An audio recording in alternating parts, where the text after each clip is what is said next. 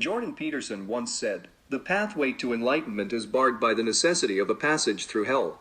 That's why there's not a world full of enlightened people." Dr. Peterson also said, "The way that you make people resilient is by voluntarily exposing them to things that they are afraid of, and make them uncomfortable." For many years, Dr. Peterson has been uncomfortable. He's had health problems and has witnessed his family suffer with health problems of their own. Recently, his wife was diagnosed with cancer. This sent him into a tailspin.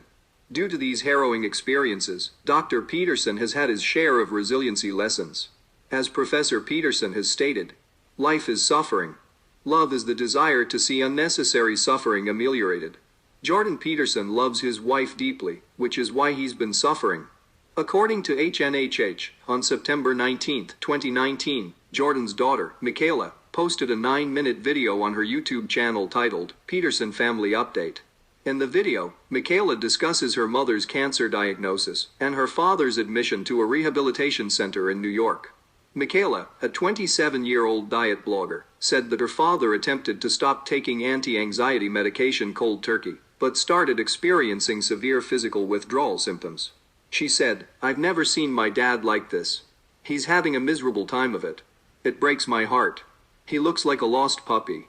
He decided to check himself into a place because he didn't want to stress mom out, wanted to get off of this as quickly as possible, and honestly needs the medical help." According to Newser, Jordan Peterson said regarding all these difficult life events, "At least life isn't dull." As of late, life certainly has been a roller coaster for Dr. Peterson. But he is no stranger to high levels of anxiety. He's also struggled with depression over the years. In an interview with podcast host Joe Rogan in July 2018, Peterson stated, "I've had depression since I was 13, probably, and very severe, and I've treated it a variety of ways, some of them quite successfully. But it's been a constant battle. My father had it, and his father had it. It's just rife in my family." 2019 has been an extremely stressful year for Dr. Peterson. However, it seems that Professor Peterson is doing his best to deal with the vicissitudes of life.